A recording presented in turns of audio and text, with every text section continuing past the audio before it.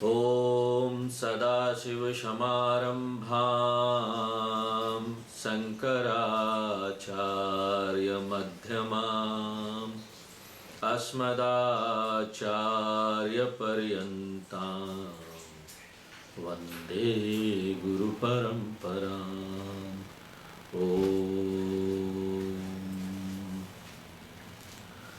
तो हमारे भगवान राम जी निषाद राज के पास ठहरे हुए हैं, बाहर उनके घर में नहीं, क्योंकि वो अब एक वनवासी हो गए हैं। तो किसी भी प्रकार से किसी के घर में या किसी का ऐसा आतिथ्य वो स्वीकार नहीं कर सकते थे। तो उनके राज्य के बाहर ही एक शीशम का पेड़ था, उस पेड़ के नीचे डेरा डालते हैं और निषाद राज उनकी बहुत सेवा करते हैं। लक्ष्मण जी और निषाद राज रात के वक्त पहरा देते हैं कि हमारे भगवान सो रहे हैं तो हम पहरा दें। दोनों भक्त और निषाद राज दुखी हो रहे थे कि ऐसे राजकुमार को, जिनको महलों में रहना चाहिए, वो अपने पत्नी के साथ इस तरीके से पेड़ के नीचे रात बिता रहे हैं, सो रहे हैं। और वो कई माता को और दूसरे लोगों को बुरा भला भी बोल रहे थे। तो ऐसी परिस्थिति में लक्ष्मण जी उनको ज्ञान देते हैं, और यहाँ पर जो लक्ष्मण जी उनको आध्यात्म ज्ञान के बारे में सब बताते हैं, उसी को लक्ष्मण गीता बोला गया है। तो लक्ष्मण जी निषाद को कर्म सिद्धांत, वैराग्य, विवेक और अंत में परमार्थ तक का उपदेश देने के बाद कहते हैं, सखा समुझी अस परिहरि मोहू। हे मित्र, असल में बात वही है जो हमने तुमको बताई, इसलिए तुम मोह को छोड़ो और जो सत्य बात है, यथार्थ है, उसको ध्यान में रखो। जो सत्य है, यथार्थ है, उसको तो कोई बदल नहीं सकता। बाकी सारी चीजें तो यहाँ परिवर्तनीय है, हर वक्त परिवर्तन होता रहता है। एक ही चीज जो कभी नहीं बदलता वो परिवर्तन है।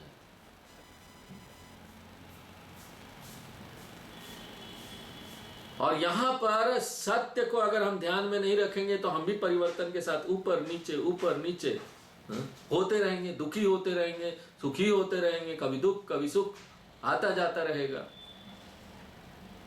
इसलिए सत्य को देखकर इस मोह को छोड़ना ही समाधान है। इस यथार्थ बात को ध्यान में रखो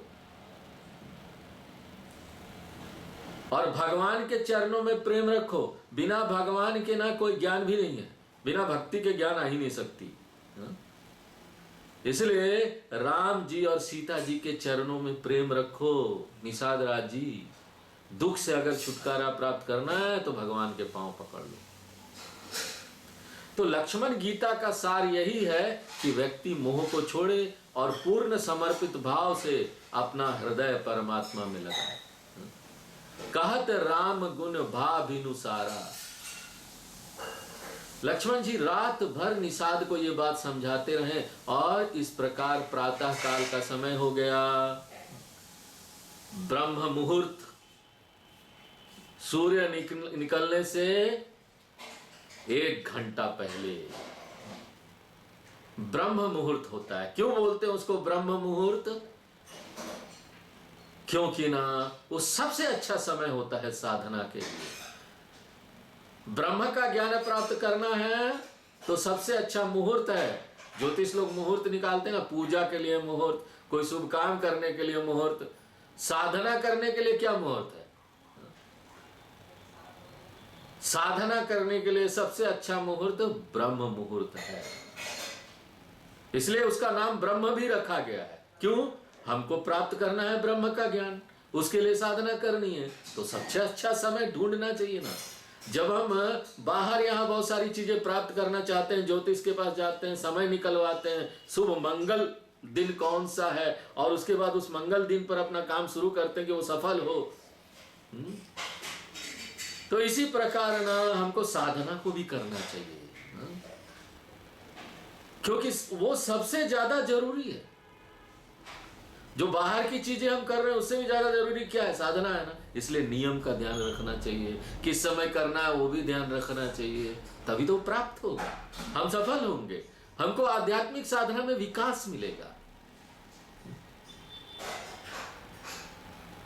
ब्रह्म मुहूर्त के समय सब चीजें शांत रहती है, रजोगुण नहीं होता उस समय, पूरे वातावरण में रजोगुण शांत होता है। ऐसे समय में मन को एकाग्र करना आसान होता है।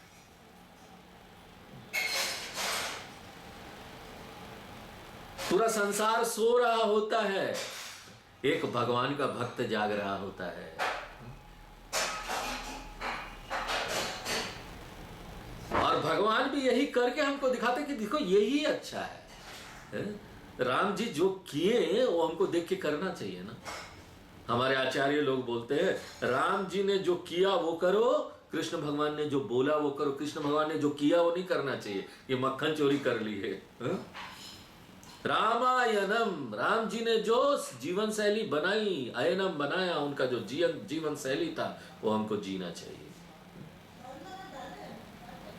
तो इस समय में, ब्रह्म मुहूर्त के समय में, संसार के लिए मंगलमय और संसार को सुख देने वाले भगवान श्री राम जी उठ गए, सुबह सुबह जग गए। भगवान है फिर भी वो बोल सकते थे अरे हम भगवान है, हमको क्या सुबह जगना, लेकिन फिर भी जगे। और भगवान ने शौच के बाद सब कार्य किए, उसके बाद उन्होंने स्नान किया। तो भगवान का अनुकरण करते हुए हम सबको भी अपने शरीर को नित्य शुद्ध रखना चाहिए। सुबह स्नान कर लो जल्दी, रोज बाहर की शुद्धि जो है ना वो बहुत जरूरी है। फिजिकल शरीर साफ होना चाहिए, और वो सुबह सुबह हो जाए तो क्या बात है, ब्रह्म मुहूर्त में। ये शरीर तो मल से भरे घड़ के समान है, वो घड़े के समान है, मलमूत्र का घड़ा है, स्थान स्थान पर मल और पसीना निकलता रहता है। तो अगर ये मलिनता साफ ना किया जाए तो रोग उत्पन्न होने लगते हैं, और साथ ही मन और बुद्धि में भी जड़ता आती है। ये मन और बुद्धि को भी इफेक्ट करती है, और बहुत बार तो बुद्धि विकृत भी हो जाती है। बाहर की साफ सफाई ना रहे, आदत हो जाती है लोगों को बस वही गंदगी में, और उसके बाद कुछ दिनों के बाद लगता भी नहीं कि वो गंदगी है। सूक्ष्म में देखने की आदत खत्म हो जाती है। एक व्यक्ति स्थूल हो जाता है, उसको गंदगी गंदगी लगता ही नहीं। और ऐसा व्यक्ति जब उसकी बुद्धि विकृत हो जाती है तो ऐसा व्यक्ति एबनॉर्मल व्यक्ति हो जाता है, और वो व्यक्ति फिर अपने हिसाब से जैसे तैसे जीवन जीना चाहता है, उच्छृंखल जीवन हो जाता है। हमको जो मन है, जिस तरह से मन है, हम ऐसा जीवन जिएंगे। भगवान ने जो बताया उस हिसाब से नहीं चलेंगे, अपने मन के हिसाब से चलेंगे, तो इससे तो दुर्दशा होगी ही होगी। शास्त्र बोलते, धर्म बोलते, अगर हम धर्म से नहीं चलेंगे, शास्त्रों के बताए रास्ते से नहीं चलेंगे, तो दुर्दशा से बच नहीं सकते। अगर शास्त्र नहीं आता है तो हम कहानियां, कथा तो देख ही सकते, सुन सकते हैं कि हमारे ऋषि मुनियों ने, हमारे जो पूर्वज थे, उन्होंने क्या किया था, उन्होंने किस परंपरा का पालन किया। सभी कुल की यहां अलग अलग परंपराएं हैं, वो परंपरा ऐसे नहीं बनी थी। एक यहां पर सामान्य परंपरा है जो वेद बताती है हमको, जो हमारे शास्त्र बताते हैं, जो हमारे आचार्य बताते हैं, और कुछ यहाँ हर एक कुल में और परिवार में परंपरा बदल जाता है, वो परंपरा भी जरूरी है। ये दोनों को ध्यान में रखकर हमको व्यवहार करना चाहिए, इनको व्यवहार में लाना चाहिए। सूची सुजान बट क्षीर मंगावा, पवित्र होने के बाद ज्ञानवान भगवान राम ने अपनी जटाएं बनाने के लिए वट वृक्ष का दूध मंगाया। भगवान को यहां पर ज्ञानवान इसलिए कहा क्योंकि उन्होंने सुमंत्र जी से सीधे सीधे अयोध्या लौट जाने को नहीं कहा। सुमंत्र जी उनके साथ आए थे, राजा दशरथ के मंत्री, और राजा दशरथ ने किस लिए उनको भेजा था राम जी के साथ, चले जाओ 6-7 दिन हाँ, इनको वचन का पालन कर लेने दो, 6-7 दिन वचन का पालन कर लेंगे, थोड़ा वन घूम आएंगे राम जी और सीता जी और लक्ष्मण जी, और फिर इनको वापस ले आना अच्छे प्रकार से। सुमंत्र तुम इनके साथ जाओ रथ लेकर, इसलिए भेजा था। अब राम जी ये बात को जानते थे, इसलिए उन्होंने सीधे सीधे नहीं मना किया।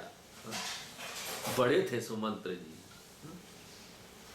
बड़ों का आदर सम्मान करना चाहिए, सीधे सीधे थोड़ी ना हम ये नहीं करेंगे, ऐसे नहीं बोलना चाहिए।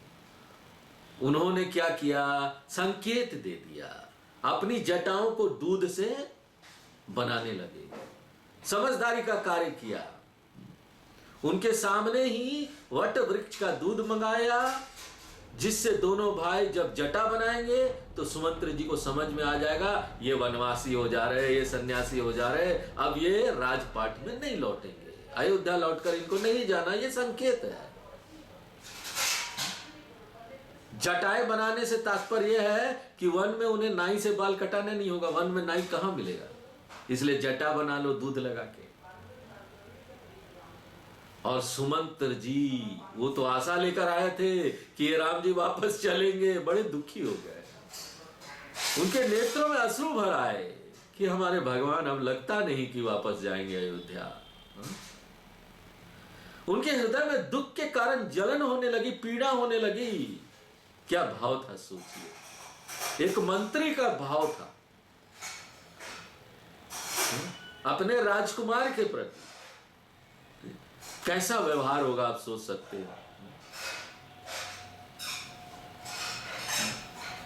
आजकल तो एक मंत्री का भाव प्रधानमंत्री के प्रति क्या होता है आपको पता होना चाहिए। वो टाक लगाए बैठते हैं तब मैं भी प्रधानमंत्री बन जाऊंगा, किसी तरीके से इसको अपने पद से हटा दिया जाए और मैं उस पद पर बैठ जाऊं। और यहां पर तो सुमंत्र जी के मन में दुखी जलन होने लगा, भगवान दूर हो जाएंगे, हम ये सह नहीं सकते।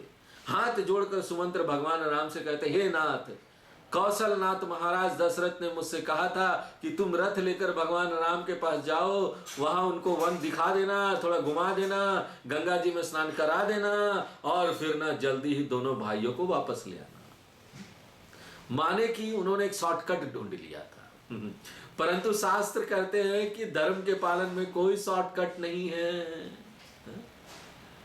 धर्म पालन सही सही रूप में होना चाहिए, हम धर्म के पालन में शॉर्टकट नहीं निकाल सकते। उन्होंने सोचा वो वनवास, वो जो वचन है, जो धर्म है वो भी पालन हो जाएगा, 6-7 दिन वनवास कराएं चलो, और फिर बोल देंगे अरे नहीं हमको बड़ा समझाया गया, बड़े लोग रो रहे थे, दशरथ जी मर जाते, मैं तो राम हूं, मुझे इन लोगों का सोचना चाहिए, ऐसा तर्क देके वापस आ सकते थे ना वनवास से वो। और सुमंत्र जी और महाराज दशरथ ऐसे ही सोच रहे थे कि राम जी के मन में ऐसे ही तर्क आएगा कि चलो 6-7 दिन हो गया वनवास और ये लोग बड़ा मना रहे हैं, हमको क्या करें, हमको चलना चाहिए। सुमंत्र जी कहते हैं महाराज ने कहा है, संशय सकल संकोच निबेरी, कि समस्त संशय और संकोच छोड़कर भगवान राम, लक्ष्मण और सीता जी को लौटा लाना। यानी कि वो अपना धर्म भी छोड़ने को तैयार थे।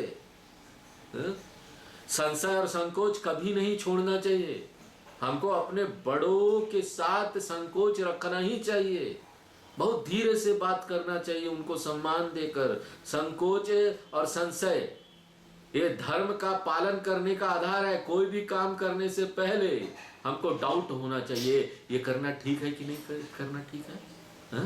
ये आदमी जब ऐसे सोच के रुकेगा ना, कोई परिस्थिति आई है, मान लो निर्णय लेना है आपको, रुकिए, संशय करिए सही है कि नहीं है। नहीं करेंगे ना तो धर्म के बारे में सोचेंगे भी नहीं, फट से कोई भी काम कर दिया, निर्णय ले लिया, ना पूछा ना कुछ, ना जाना ना सोचा ना विचार किया।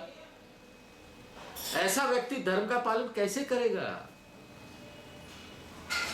संशय और संकोच ये 2 शब्द है धर्म का पालन करने के लिए, ये नींव है, आधार है। इन आधारों को छोड़कर 14 वर्ष के बदले 4 दिन में वन से लौट आए तो सीधी सी बात यह है ना कि धर्म का पालन नहीं किया, केवल टाल मटोली की। टाल मटोल दिया, चलो चलेगा, चलेगा बोल के धर्म के रास्ते में कोई चीज नहीं है। चलेगा, चलेगा वाला शब्द ना हमको जीवन से हटा देना चाहिए अगर हम आध्यात्मिक साधक है तो। यहाँ कुछ भी चलेगा नहीं है, जो शास्त्र बोल रहे, धर्म बोल रहे वही चलेगा, बाकी सब कुछ नहीं चलेगा। जब व्यक्ति चलेगा बोलता है ना तो वो अपने मन से बोल रहा होता है, मैं अपने मन से चलूंगा। नहीं, धर्म और शास्त्र क्या बोल रहे हैं हमको पता नहीं, लेकिन हमको मन नहीं कर रहा। ठीक है, मन नहीं कर रहा तो कोई क्या कर सकता है, मन को मनाइए, या मन के हिसाब से चल के देख लीजिए। जब विश्वास हो जाए कि ये ठीक नहीं है तब तो मन कंट्रोल में आएगा ही ना, तब तो आएगा। आज नहीं आएगा, कल आएगा। नृप असा कहे गोसाई जस कही करो बलि सोई।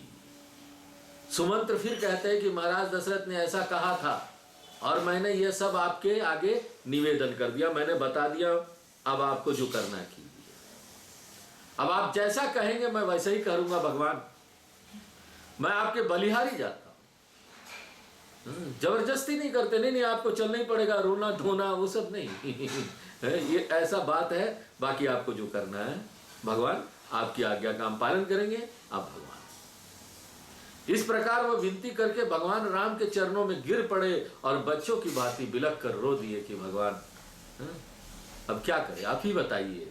हमको राजा दशरथ जी ने ये बोला था कि आप वापस आएंगे, तात कृपा करूं की जऊ सोई। सुमंत्र भगवान राम से कहते, हे तात कृपा करके वही कीजिए जिससे कि अयोध्या अनाथ ना हो। अनाथ होने के कई संकेत हो सकते हैं, एक तो यह कि भगवान राम के बिना अयोध्या अनाथ रहेगी, और दूसरा यह कि यदि भगवान राम लौट कर अयोध्या नहीं जाते हैं तो महाराज दशरथ का शरीर नहीं रहेगा, प्रजा दुखी होगी और बिना राजा के अयोध्या अनाथ हो जाएगी। सुमंत्र ये संकेत इसलिए कर रहे हैं जिससे कि महाराज दशरथ अयोध्या की प्रजा और माताओं की रक्षा का विचार कर कर भगवान राम अपने धर्म पालन के लिए ज्यादा दुराग्रह न करे।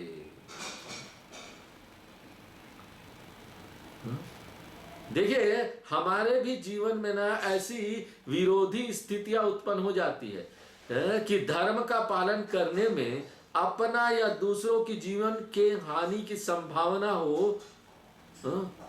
ऐसी परिस्थिति अगर हमारे जीवन में आए तो इसको धर्म संकट कहते हैं।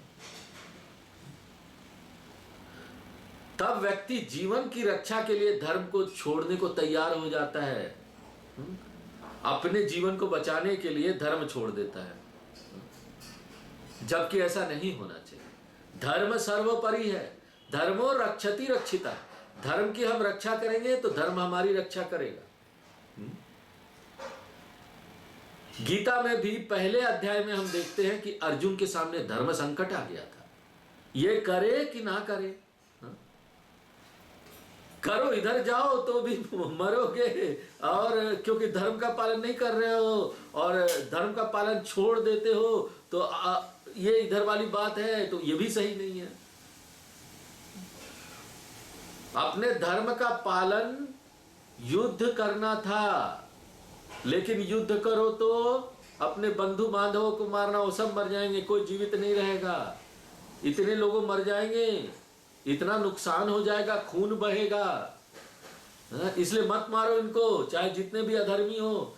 लेकिन फिर सोचता अगर नहीं मारेंगे तो धर्म का हानि होगा। धर्म तो ये बोलता है कि जो अधर्मी लोग हैं, इतने बार पाप कर चुके थे, इतना षड्यंत्र कर चुके थे कि उनको तो दंड देना ही था। दुर्योधन जैसा व्यक्ति जो महापापी था, सभी तरह के पाप कर चुका था, धर्म ये बोलता था कि उसने सभी तरह के पाप किए हैं, तो धर्म के कानून के अनुसार उसको मारना था। उस समय जो कानून था वो धर्म था ना। उस समय कोई ऐसी लॉ तो थी नहीं, आजकल तो पुलिस वाले हैं, कोर्ट है, लॉयर है, कानून बना हुआ, हमको उसके हिसाब से चलना पड़ता है। लेकिन उस समय था कि धर्म ही कानून था। तो फिर अर्जुन को ये सोचना पड़ता है कि ये करे कि वो करे, ये धर्म संकट था उसके लिए। लेकिन शास्त्र क्या कहते हैं? अपना या दूसरों का। शरीर रहना साधारण बात है, शरीर रहे ना रहे क्या फर्क पड़ता है, साधारण बात है। यहां तक हमको धर्म की रक्षा करनी चाहिए कि अपना शरीर चला भी जाए तो कोई बात नहीं, हम तो धर्म पर अडिग रहेंगे, चाहे ना हमारा शरीर चला जाए, हमारी मृत्यु हो जाए। धर्म की रक्षा करते हुए मरना यह श्रेष्ठ बात है। गीता में भगवान कहते हैं स्वधर्मे निधनम श्रेयः, अपने धर्म का पालन करते हुए तो मरना भी कल्याणकारी है। मंत्र ही राम उठाई प्रबोधा, सुमंत्र तो भगवान के चरणों में गिर पड़े थे, तो भगवान राम ने उन्हें आदर पूर्वक उठाया और उन्हें समझाने लगे। भगवान कहते हे तात, आपने तो धर्म शास्त्रों का बहुत अध्ययन किया है, आपको धर्म का बहुत ज्ञान है, हा?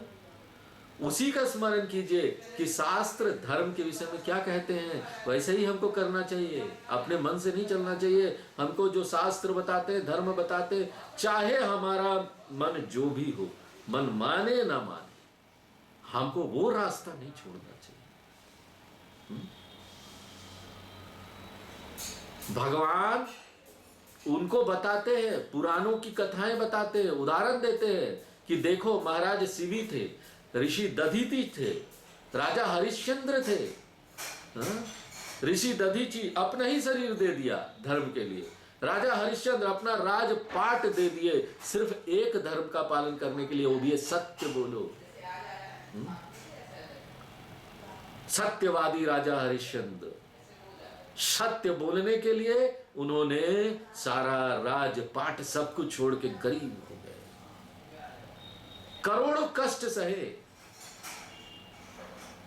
इसी प्रकार से राजा रंतिदेव, राजा बलि भी बहुत बुद्धिमान थे। अंधविश्वास में पढ़कर धर्म का पालन नहीं करना चाहिए, धर्म के रहस्यों को समझकर, समझो उसको, अपना दिमाग लगा क्या धर्म है। वो लोगों ने समझकर, ये जितने भी लोग थे ना, उन्होंने समझकर धर्म का पालन किया और अनेक कष्ट सहकर भी उन्होंने धर्म का परित्याग नहीं किया, नहीं छोड़ा, क्योंकि उनको मूल्य पता चल गया था, धर्म पर चलेंगे तभी अपनी अच्छाई है। धर्म न दूसर सत्य समाना, भगवान राम कहते हैं कि सत्य के समान दूसरा कोई धर्म नहीं है। माने सच्चाई ही अगर छोड़ दी और धर्म पालन में टाल मटोली की तो धर्म काहे का रहा? क्या धर्म में आप चल रहे हो? सभी शास्त्र वेद पुराणों में यही कहा गया है कि धर्म का आधार सत्य ही है।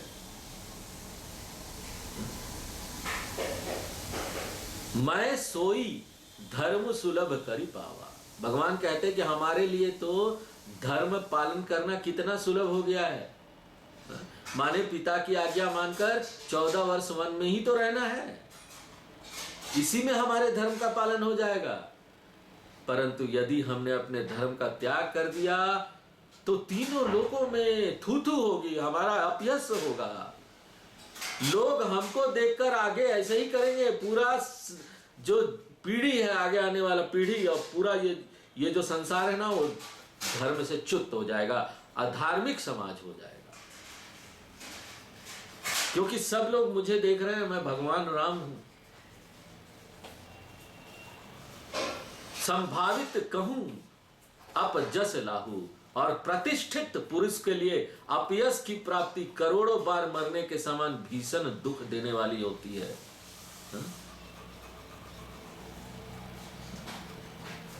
यहां पर ना देखो, लोगों को अपमान मिलता है ना, वो अपमान सह नहीं पाते, कई बार लोग ना सुसाइड तक मर जाते हैं। अगर आपका यहां सम्मान खो जाए समाज में तो ये कितनी बड़ी बात है, सोचिए। भगवान गीता में अर्जुन को भी बोलते हैं, अगर तुमने युद्ध नहीं किया ना तो यहां पर ना लोग तुम्हारे बारे में बड़ी उल्टा सीधा बोलने वाले हैं अर्जुन, आगे जाकर, और तुम उसको सह नहीं पाओगे। क्योंकि एक क्षत्रिय के लिए अपना मान सम्मान सबसे बड़ी चीज होती है। एक क्षत्रिय अपने मान सम्मान के लिए लड़ जाता है पूरे संसार से, मेरा मान सम्मान। इसलिए अर्जुन तुम लड़ो, नहीं तो जाएगा तुम्हारा मान सम्मान और तुम उसको सह नहीं पाओगे। सब चीज तुम सह सकते हो, लड़कर यहाँ ना तुमको यहाँ चाकू भी लग जाए ना तलवार लग जाए तब भी तुम उसको सह लोगे, लेकिन मान सम्मान चला जाए नहीं सह पाओगे। बड़ी भीषण दुख देती है। गीता में भी भगवान अर्जुन से यही बोल रहे हैं, तुम्हें पाप लगेगा, तुम्हें अब कीर्ति प्राप्त होगी। संभावितस्य चा कीर्ति मरणादतिरिच्यते। एक जो व्यक्ति जिसको बहुत प्रसिद्धि मिल गई है ना समाज में, उसके लिए अब कीर्ति मरण से भी बढ़कर है। एक बहुत प्रसिद्ध व्यक्ति है, उसको हमेशा डर लगा रहता है कि कब ना उसका ना अपमान हो जाए यहाँ पर इस संसार, उसका मान सम्मान कब खो जाएगा, उसके बारे में लोग उल्टी सीधी बात ना करे, उसको बहुत डर लगता है।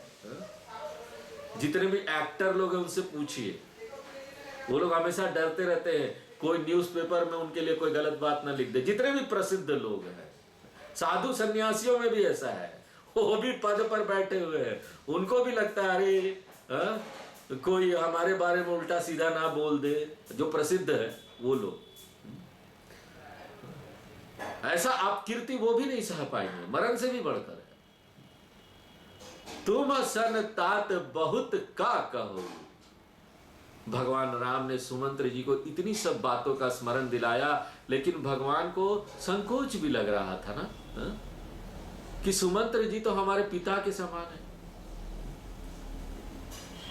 बड़े लोगों से हमारे विचार ना भी मिले ना तो उनके साथ बहस नहीं करना चाहिए, उनके साथ बहस करना अनुचित है। बड़े लोगों के साथ संयम रखकर बात करना चाहिए।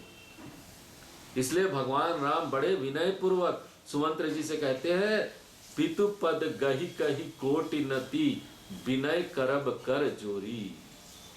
पिताजी को हमारी ओर से हाथ जोड़कर विनती करते हुए बारंबार प्रणाम कर कर कहिएगा कि वे हमारे लिए किसी भी प्रकार की चिंता ना करें। यहाँ पर ध्यान देने की बात है कि भगवान राम समझ रहे हैं कि महाराज दशरथ हमारी चिंता के कारण अपना सत्य धर्म छोड़ने को तैयार है, जो उन्होंने हमें 14 वर्ष के बदले 4 दिन में ही अयोध्या लौटाने को कहलाया है, यानी वो भी अपना धर्म छोड़ दे रहे हैं। ऐसी स्थिति में भगवान राम महाराज दशरथ के धर्म की रक्षा करने के लिए उनको पुत्र प्रेम के कारण से धर्म से भटकने से बचाने के लिए कहते हैं कि पिता हमारी चिंता न करें, हम आराम से रहें, वन में हमको कोई तकलीफ नहीं है, 14 वर्ष हम सुख पूर्वक जिएंगे, चिंता मत करो। मेरे पिताजी को बोल देना मैं एकदम ठीक रहूंगा, मेरी चिंता ना करे, बहुत आराम से अपना जीवन जिए। भगवान राम सुमंत्र जी से कहते हैं कि फिर यह बात भी है कि आप तो हमारे पिता के समान हो और हमारा हित चाहते हो, तो आप प्रेम में पढ़कर हमें धर्म विरुद्ध शिक्षा मत दीजिए।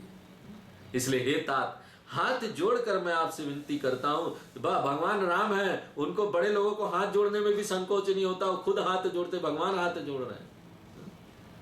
वो बोलते मैं आपसे विनती करता हूं, आपका तो यही कर्तव्य है कि दुख न पाओ पितु सोच हमारे। आप जाकर पिताजी को इस प्रकार समझाना जिससे वे हमारे सोच में दुखी न हो। सुनी रघुनाथ सचिव संवादु। भगवान राम और सुमंत्र जी के बीच जब यह संवाद चल रहा था, उस समय निषाद राज और उनके परिवार जन भी वहीं पर उपस्थित थे। यह संवाद सुनकर वे सब भी दुखी होने लगे और उसी समय लक्ष्मण जी ने कुछ कड़वी बात कही कि जिसे सुनते ही भगवान राम ने तुरंत लक्ष्मण जी को रोका और कहा कि इस प्रकार की बातें बोलना अनुचित है। लक्ष्मण जी तुरंत गुस्सा हो जाते हैं ना, तो भगवान राम उनको समझाते रहते थे। तुलसीदास जी ने भी अनुचित बात को स्पष्ट लिखना मर्यादा के प्रतिकूल समझा, वो लिखते ही नहीं। तुलसीदास जी लिखेंगे नहीं। जब तुलसी के लिए तो उनके राम ही उनके हृदय, तुलसीदास जी के लिए वो लिख ही नहीं सकते कुछ ऐसी बात जो हमारे भगवान के विरुद्ध हो, उनकी मर्यादा के विरुद्ध हो, वो जहां रह रहे हैं वह उस वातावरण के विरुद्ध हो, व्यवहार के विरुद्ध हो, धर्म के विरुद्ध हो। सकुचि राम निज शपथ देवाई, भगवान राम को संकोच हुआ कि लक्ष्मण जी ने ऐसी बात कह दी जो अनुचित है, इसलिए भगवान राम ने सुमंत्र जी को अपनी शपथ दिलाई कि लक्ष्मण जी का संदेशा अयोध्या जाकर मत कहना। राम जी को पता था कौन सा बात कहां बोलना चाहिए, कहां नहीं बोलना चाहिए ना। हमको व्यवहार में ये चीजें ध्यान रखना चाहिए, भगवान से सीखना चाहिए। ऐसी बात किसी को नहीं बोलनी चाहिए जिससे दूसरे को दुख लगे और बात ही बिगड़ जाए। सब बात क्या बोलना क्या नहीं बोलना बड़ा सोचना चाहिए। का सुमंत्र पुनि भूप संदेशु। अब सुमंत्र जी ने बात आगे बढ़ाई और कहा कि महाराज ने यह भी कहा है कि यदि भगवान राम और लक्ष्मण जी वन से ना लौटे तो कम से कम सीता जी को लौटा लाना, क्योंकि सीता जी वन के कष्ट सहन नहीं कर पाएगी। इस प्रकार जैसे भी हो सीता जी को लौटाकर अयोध्या ले आना, जो करना पड़े उसके लिए करना। और भगवान राम से भी यही कहना कि वो ऐसे ही शिक्षा दे कि ये वापस आ जाए। न तिरु निपट अवलंब विहीना। अगर सीता जी भी लौट कर नहीं आती है तो हमारे लिए जीने का कोई सहारा नहीं रह जाएगा। जैसे जल के बिना मछली जीवित नहीं रह सकती, ऐसे ही बिना भगवान राम और लक्ष्मण और सीता के मैं जी नहीं पाऊंगा। देखिए, अगर लौकिक दृष्टि से देखे ना तो यह दशरथ जी का क्या दिखाता है? पुत्र आसक्ति, पुत्र में मोह। परंतु परमार्थ की दृष्टि से देखे तो परमार्थ की दृष्टि से क्या दिखाई दे रहा है हमको यहां? यही कि ना भगवान ही जीवन का आधार है, पर ब्रह्म परमात्मा ही जीवन का आधार है। सबका जीवन परमात्मा की चेतना से ही चल रहा है। माने महाराज दशरथ की यह भक्ति भावना है कि वे मानते हैं कि भगवान के बिना हमारा जीवन निरर्थक है। वो प्राण त्याग देंगे, भगवान गए तो मेरा प्राण नहीं रहने वाला। इस संसार में भी जो भगवान के साथ नहीं है ना, अगर हमारे मन में भगवान के प्रति भक्ति नहीं है, भगवान को हमने अपने साथ नहीं जोड़ रखा है ना, ऐसा पुरुष तो मरने के ही समान है। मई के ससुरे सकल सुख जब ही जहां मनुमान। सुमंत्र जी कह रहा है कि महाराज ने यह भी कहला भेजा है कि इस समय सीता जी लौट आए और फिर जनकपुर में या अयोध्या में जहां भी उनका मन चाहे वहां रह सकती है। हमारे यहाँ रहे, अपने पिताजी के यहाँ जहां रहे, जब तक कि ये विपत्ति, भगवान राम का जो 14 वर्ष का वनवास है उसको विपत्ति बोलते, ये समय समाप्त नहीं होता तब तक सीता जी दोनों में से किसी भी स्थान पर सुखपूर्वक रह सकती है। कोई चिंता करने वाली बात नहीं है, उनको लौटा लाना। बिनति भूप किन जे ही भाती। सुमंत्र जी भगवान राम से कहते हैं कि ये जो हम बोल रहे हैं ये महाराज दशरथ ने विनती की, और उन्होंने कितने दुख और प्रेम के साथ यह विनती की है, यह कहते नहीं बन रहा।